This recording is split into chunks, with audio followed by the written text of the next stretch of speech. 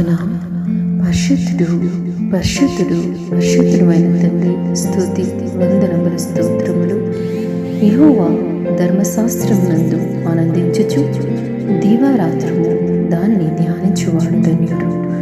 మహోన్నతుడు అయిన తండ్రి, శ్రేష్టమైన వాగ్దానము చేత బలపరచినందుకు స్తోత్రములు. దేవా, జంటి తేనె దారుల కంటే మధురమైన నీ వాక్యాన్ని నీ ప్రియుడలు తండ్రి ఎంతగానో ధ్యానము చేయుచున్నారు.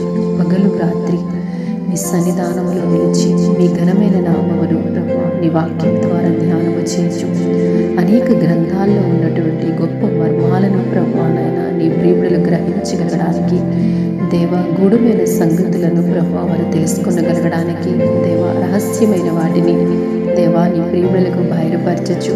నీ యొక్క తండ్రి పరిశుద్ధమైన గ్రంథాన్ని ధ్యానము చేయుచుండగా వారిని ధన్యులుగా ఎంచి దేవ వారికి ఇచ్చిన ఆధిక్యతను బట్టి మీ నామాన్ని స్తుతిస్తున్నాం. ఎంతో మంది బిడ్డలు పరిశుద్ధ గ్రంథము నిత్యము ధ్యానము చేయించు పరవశించి ఆ పరమ తండ్రిని ప్రభువానైనా స్తుతించి కనపరచుచుండగా వారికి ఉన్న ప్రతి పరిస్థితిని కూడా మీరు మార్చండి తండ్రి. మీ సన్నిధిలో ప్రభువానైనా ఎన్నో ఆశీర్వాదాలు ఉన్నాయి, ఎన్నో దీవెనలు ఉన్నాయి ప్రభు. వాటన్నిటినీ కూడా నాయన నీ ప్రియబిడల ప్రభు పొందుకుని ఇంకా మీ నామాన్ని అత్యధికముగా స్తుతించి గణపరిచి దివ్యమైన నీ వాక్యాన్ని అనేక మందికి వివరించగలిగే కృపను భాగ్యమును నీ ప్రియబిడలకు దయచేయండి తండ్రి. వారి ధ్యానం చేయించుండగా దైవ జ్ఞానముతో మంచి ఆరోగ్యముతో నీ సేవకులు నీ ప్రియ భక్తులందరినీ నింపి సంతృప్తిపరిచి సంతోషింపచేయమని క్రీస్తు ప్రభు పేరట ప్రార్థిస్తున్నాము తండ్రి.